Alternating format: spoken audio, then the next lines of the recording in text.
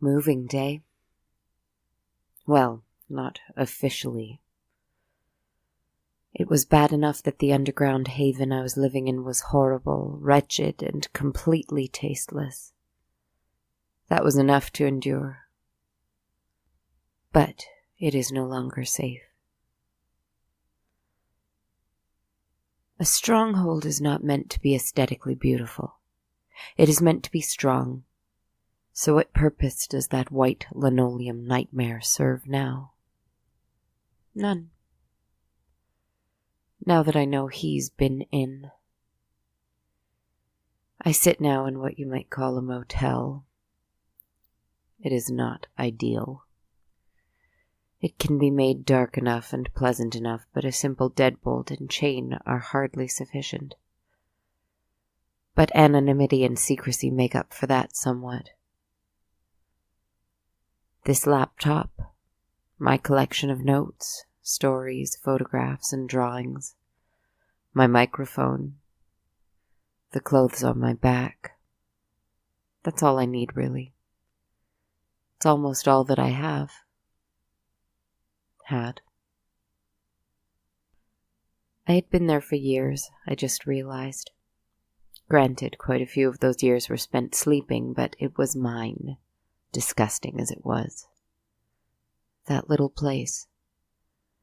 And now I am uprooted, misplaced for now, in this strange place. It does have a television. That may prove enlightening. I am tired of being on the run, tired of moving around.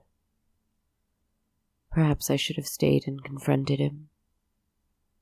But this is the game we play. Why? I'm not entirely sure, because it's fun, because it's terrifying, because it's dramatic, because it's what we do. Because deep down I am afraid of death. And though I am not strictly alive, I know that if there is one thing that can bring about my end, it is him. And I'm not ready, I'm afraid. So I run. And here I am. Listen, I don't really want to talk about this very much, not right now. I can't say why. Perhaps I'm frustrated, perhaps I'm tired, but let me just put it like this. I need a story just as much as you do tonight. So let's get to it. There was once a woman who could not let questions go unanswered. Her life's ambition was to uncover the truth about things seen and unseen, known and unknown. In her time, she might have been called a parapsychologist or a paranormal investigator, as those words were becoming more and more popular in her day, after the rise and fall of spiritualism. But what she may have been known as, and what she wanted to be known as, were two very different things.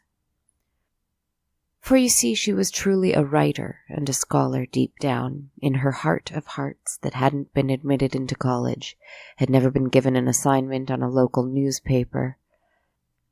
Despite all of these setbacks, she knew one truth undeniably. She had a book inside of her. Not a fictional novel, but a research piece. proof for or against the afterlife, of the presence of ghosts and spirits in our world. It stemmed from the same thing.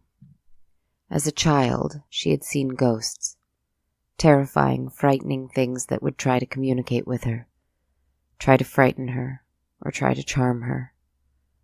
But she knew better. Her parents refused to believe her, even sending her away for months of psychiatric evaluation. But this did not stop her visitors from trying to reach out to her still. Eventually, she learned to simply keep these events to herself, and not sharing them with anyone, they slowly ceased to happen. And eventually she was released. And no one spoke of these incidents again. But she remembered every single one of them. And she remembered that no one had believed her. And she remembered the way people looked at her when she tried to explain it to them. And so she silently vowed to prove them all wrong, to make them regret their neglect and mistreatment of her, to make them know what it is to doubt your own faculties. She had read about a house, an old, now abandoned and decrepit house that was rumored to have hosted tragedy. Many generations of tragedy, in fact. It had several stories of residents having gone missing, having been found dead, or having been found mad and murderous. The place was located far outside of town on its own land that probably nobody owned anymore, but no one dared build on. No one discussed the land or the house on it, but secretly everyone agreed not to disturb it. She had read the news articles, the police reports, some speculative writing on the subject of the house, but nothing that delved into how it could be possible that one house could be responsible for so much suffering, so much malice. She became obsessed.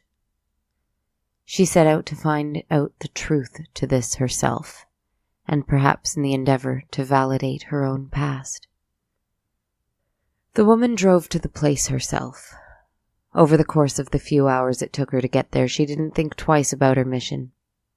She felt a deep fear and dread, sure, but she didn't waver, didn't even slow down. As she exited the car, she stood in front of the house and stared it down. It was fairly large. 4 floors, several windows, all facing her and staring back at her. The bricks, once clean and red, were so weathered they were almost black. The door, made of wood that was as black as the bricks now, looked at her as though it did not want to be opened. The garden looked as if it had died a century ago. "Hello," she said quietly to the house. And she went in. It wasn't locked. She had alerted the authorities that she planned to go to conduct research. She would not steal or deface anything. They could check if they wanted to, though she knew they wouldn't dare. She told them she would be there for a maximum of 3 days, likely less. If no one heard from her after that, perhaps come find her in case anything had gone wrong. But she was going to set up camp and remain until she felt satisfied one way or another. How can I describe this house to you? Easily, I think. For a place with such a dreadful reputation, it did not seem to be so on first glance. No cobwebs, no bats, nothing overt. It was simply empty. The rooms were clean and simple, with most small furniture pieces gone, most flourishes and pieces of decor having been taken. The occasional chair or table, but otherwise it did look uninhabited. It was almost shocking how bare the rooms were. But for a place with so little furniture and ornamentation, there was one unusual thing. There were some pieces of art that were left. No, not some, many. Mostly in the front hall. The walls were decked with large paintings, the corners occupied by detailed and strange statues. This continued up the stairs and into the second-floor hallway. She examined each one as she passed, and she realized that every painting, every statue was of a person. There were no landscapes or abstracts. Each portrait or statue captured the image of a person, whether they be beautiful or ugly, sad or fierce, ordinary or strange. And they spanned from the 18th century up to what must have been as recent as 40 years ago. All right, she thought to herself. You know where to start. Start with research, with real, hard fact. She locked the door. She turned on some lights. She settled in for what would be a long night. She began a self-guided tour of the house. She knew some of the rooms from photographs and blueprints, but not all of them. The most unsettling thing about the house was her expectation of it. She expected something to be off, something menacing to be waiting around every corner. But every time she felt unsafe, or a dark room intimidated her before she flicked on the light switch, there would be nobody there. Not a person, at any rate. A painting, a statue, a bust, or an artistic likeness, perhaps. But no one there. But she did find things of note. A dusty old journal that must have been over 100 years old, a wax cylinder recording of some kind, a collection of letters dating as far back as 1750.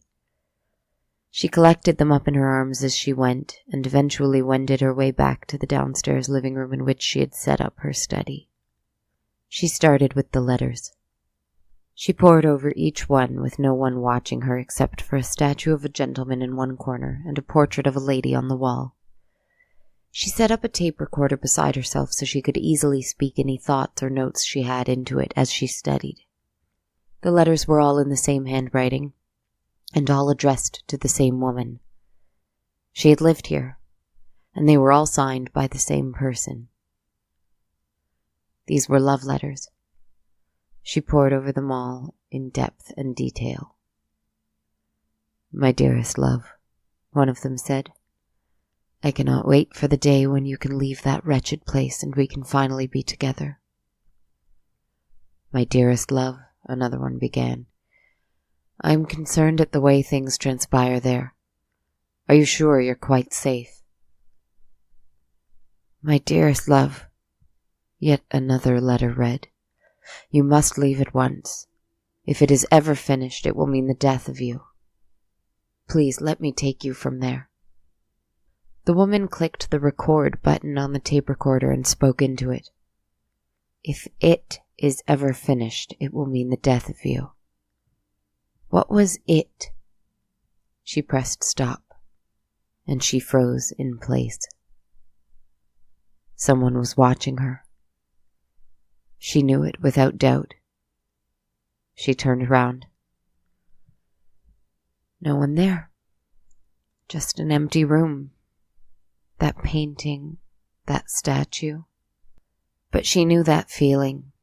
She knew it from when she was a child, alone and frightened in her room, frightened both of the thing that stared at her from the shadows, and frightened because she couldn't tell a soul about it, couldn't scream for help. She rose and went to the kitchen. She wanted to fetch a glass of water to calm down and get back to work. On her way back, however, she noticed something strange. It was a painting. In a hallway she hadn't seen yet. Well, not a painting. It had a piece of white fabric draped across it, and though one could see a bit of canvas peeking through, it was blank. Why was it mounted to the wall if it was a blank canvas? It was even framed. She almost went to lift the fabric, but then she heard a noise in the living room. She ran to it. It was the journal. It had fallen off the table. She took it in her hands and began to read. Hours passed as she devoured the story inside. It was a woman who had lived in the house with her husband. For the most part, it was quite dull. She spoke about moving to the house after their marriage, hiring staff, her dreams of a family, her interest in botany and in reading. Simple things, happy things. Until things started to change, it would seem. "He hasn't slept for several nights now," one diary entry began. "He is obsessed. He never had any interest in art before, and I applaud him taking it up as a hobby, but he spends all night with paint and easel. He says it isn't perfect and he can't stop until it is. The worst part is that he says it's for me. As she read, the woman clicked on the recorder and read an excerpt of the next day out loud, her voice trembling. I have seen it. Finally. It is a horrible thing. I have to leave here. And the next day's journal she continued to read aloud, though her hands shook and her voice cracked. It is almost finished, he says, but it needs me. It needs me so it can be perfect. I tried to leave, tried to run, but he locked me in. He's coming back. No, not him, it's coming. And there was nothing further. The diary stopped. She shut it. She slowly turned and looked toward the statue of the man in the corner. Not a god, not a hero, but it was just a man. Just a regular man in regular clothes, staring off into the distance. She looked at the painting. It was a woman. A regular woman in a normal dress, staring off into the distance. Who are you? She whispered into the recorder.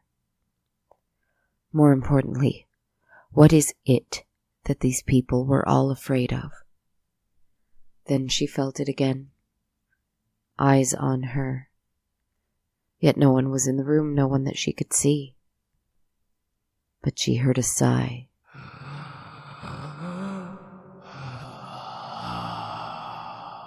And something else.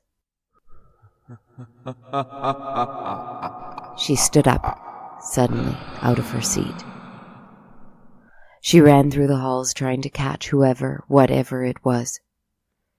She was afraid, but she ran towards the voice because it was why she was here, because she knew that it was in the house and not in her head, and she had to prove it. No one. It was the middle of the night. Perhaps even the early, dark hours of the morning, and she was alone here. She was acutely aware of it now. She stopped, breathing heavily, just in that secluded hallway she had found before, with the canvas mounted to the wall and covered. Wasn't it blank before? Now there was, and she shook as she realized it. A small, illegible signature in the corner of the painting. Just a little bit of color. Nothing more. She touched it and it smudged. It was fresh. She yanked her hand away and slowly, not taking her eyes off the canvas, headed back towards her study. There would be no sleep for her tonight. No chance of it. The pile of letters and the journal lay scattered out on the table next to the tape recorder. And the wax cylinder was there as well, asking to be listened to, from the looks of it, for the first time. She began to wander the house quickly and frantically, looking for something to play the cylinder on. Her movements were quick and determined. She didn't want to meet anyone or anything in these halls. Though her courage faltered, her persistence didn't. She ran upstairs, room to room, searching. She turned a quick corner and was face to face with a woman. A statue of a woman. Beautiful and sad, dressed as though she was from the 18th century. She dated quite a bit earlier than the statues and paintings downstairs. The woman almost screamed, but she didn't. She was struck by her eyes. How detailed, how lovely. Not a line or hair misrepresented on this statue. How did the artist achieve such detail? She looked down. The statue's hands were outstretched, and she was holding what appeared to be a mechanical cylinder phonograph. The woman reached out with trembling hands and grabbed it, and took it easily from the marble figure. and as she turned to head down the stairs, she made eye contact with another woman. One on a painting. Another sad woman, her eyes wide and wild. The detail in her expression, the horror set in the oil paints and outlined in meticulous strokes, was almost too much to bear. She remembered the woman from the journal suddenly saying, "It is a horrible thing." It seemed to ring true of this painting. Terrified but fueled by what seemed to be hints of a connection, of a story, a terrible, frightening story coming into place, she returned to the living room where the wax cylinder still lay waiting. She set up the phonograph. She played it.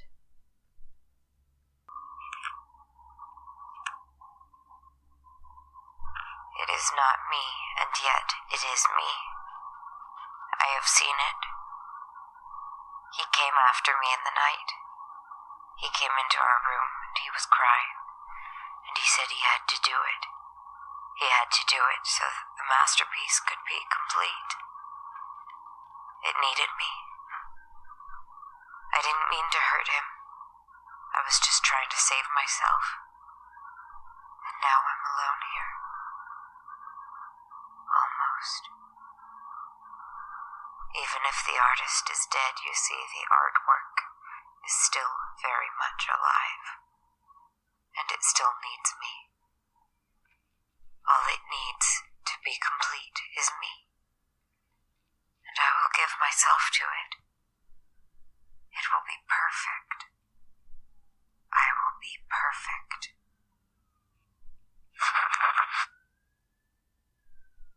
The woman froze in place as the wax cylinder crackled and faded out. She turned it off. She stood. She slowly walked to the hallway to the blank canvas, which she could see under the fabric was now almost complete. She removed the fabric, and there she sat, in the same clothes she wore now, in the same living room she'd been sitting in, with the same phonograph.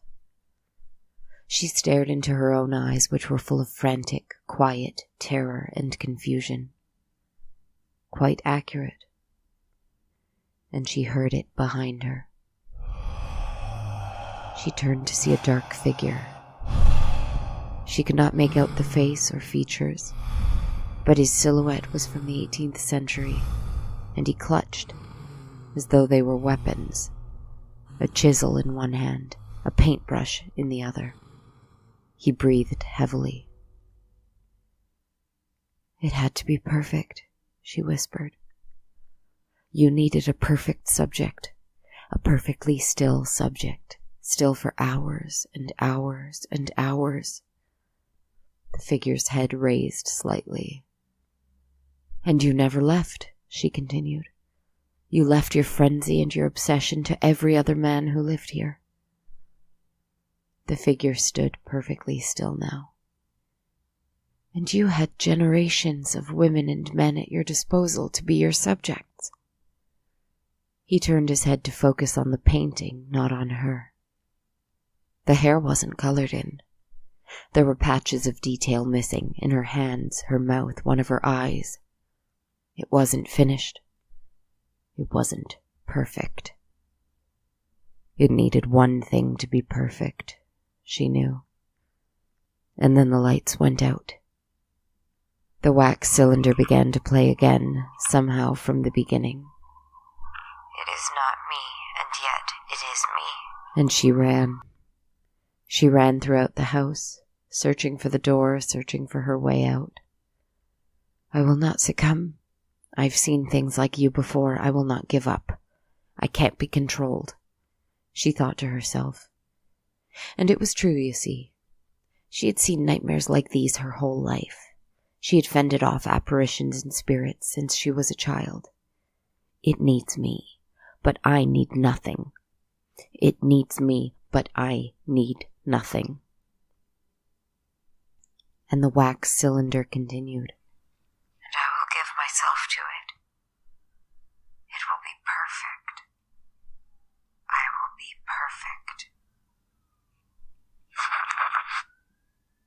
I already am, you fool, she thought to herself. Your artwork is a pale reflection of me and what I am. She found the front door. She heard his breathing right in her ear now. She unlocked the door. She could just barely see his shadowed arm raising the phantom chisel above his head. And she simply opened the door. It was dawn. The light came in, and the shadowed man's eyes glinted silver in the light for the first time. 2 silver flashes in an otherwise featureless face. And he backed away slowly, wounded by the light, retreating into the shadows. She thought for a long moment. Thought about the documents she'd collected, the tapes she had recorded, and the painting in the hallway that couldn't possibly have been completed in one night. All of these things were proof. All of these things were grounds for the book she might write that would change everything for her. Change the way people saw her. Change the way she saw herself. But then she smiled. I already am perfect. She set the house on fire. She got in her car, and she drove away, as far away as she could go. I think she is still living her life. I met her once, and she was truly living it then. I can't imagine why she wouldn't be now. She let go of the things that were chasing her.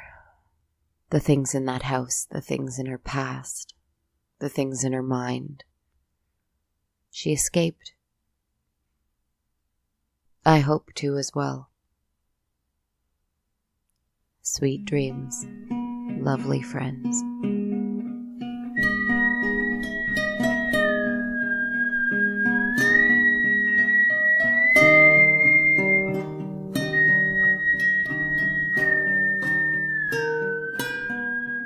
Hello, listeners. Thank you so much for tuning in for another week. This is Kristen Zaza, your storyteller for this evening and every other evening on this podcast, I guess. Hope your April has been going well. Things are pretty quiet over here. In recent news, I've just created an account on Ko-fi. How do you pronounce that? I think it's Ko-fi? Ko-fi? I don't know. Ko-fi. And I'm really excited about it. Ko-fi is a great website that basically allows you to support creators of content that you enjoy by buying them a coffee, as in donating $3 at a time. So if you enjoy the show and want to buy me a coffee to help me out as I continue to produce the show, I'd be really grateful. I do have a goal I'd like to reach someday. You can read more about it on the page. And my goals are ones that will only continue to improve the show. So if that's intriguing to you, please check out my page and send me a coffee. The link is ko-fi.com/darkcoldnight.